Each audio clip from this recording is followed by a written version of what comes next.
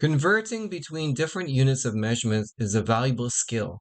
For example, the length of a pencil can be expressed in units of centimeters, in metric units or SI units.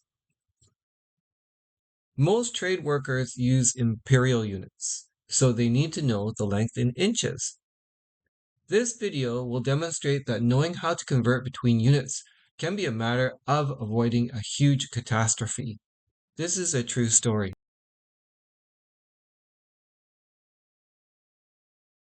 Before discussing the story, which involves the amount of jet fuel, there can be confusion with units used. Jet fuel is a liquid, and normally we consider the units of measurement in volume of gallons or liters.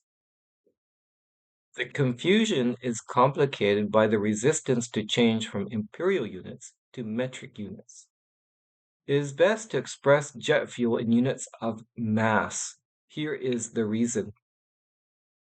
The volume of liquids are affected by changes in temperature.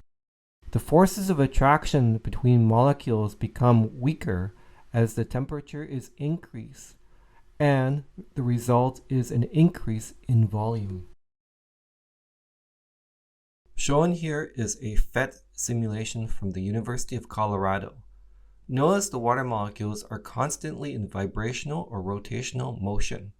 As the temperature is increased, the volume also increases.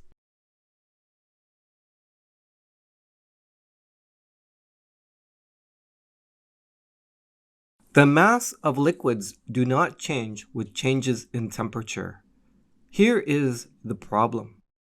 Fuel on airplanes are measured in masses using the imperial system. This was in pounds prior to 1983.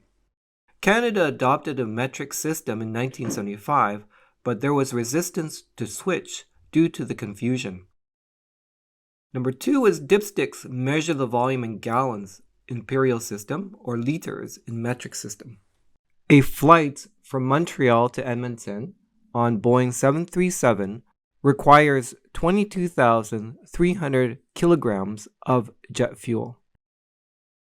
Normally, planes will already have some fuel on board, and there needs to be a top-up. Normally, onboard computers will indicate the amount of fuel already on board, and a top-up is easy to determine. What happens when the computer is not working? Should we always rely on technology?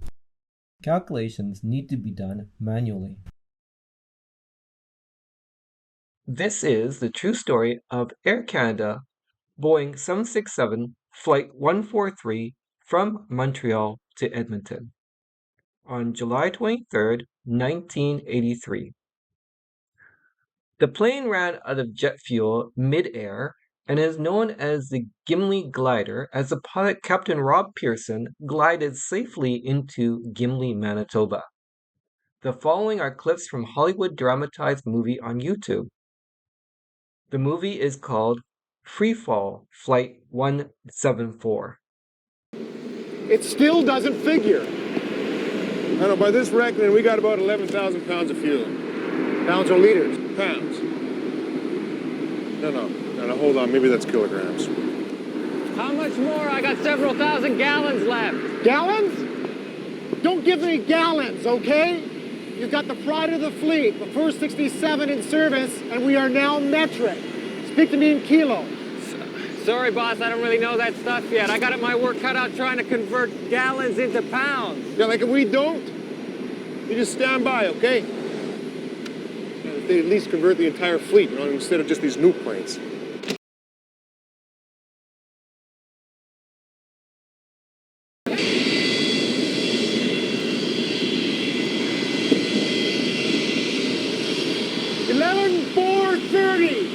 Okay, 1.0 means we got to multiply by 178. Love that high-tech operation. What do you know about metrics? Nothing. I'm still trying to think how much a quart is. Easy. 6% smaller than a liter. What the heck? What did they say? Yikes! What are the errors here in this clip?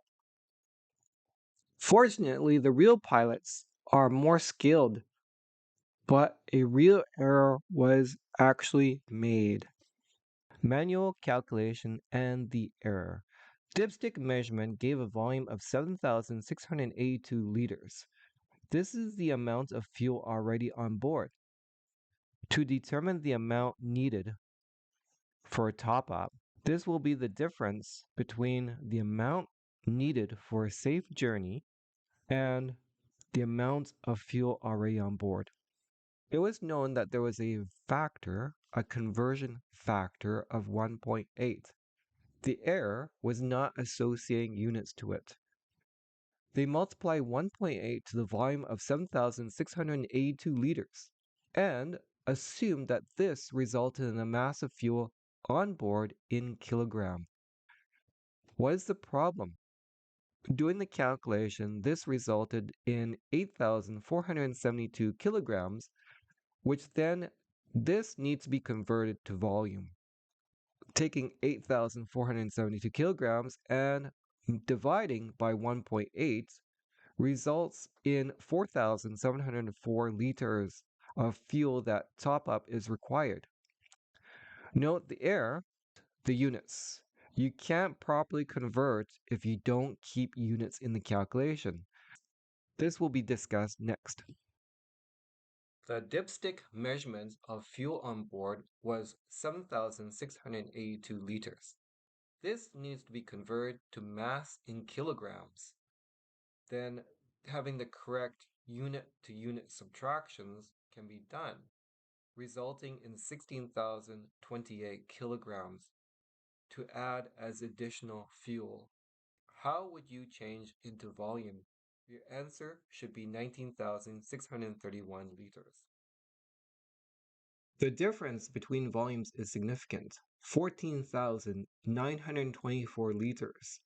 Running out of fuel in midair could have been a catastrophe. Fortunately, the pilot, Rob Pearson, glided the plane safely into Gimli, Manitoba.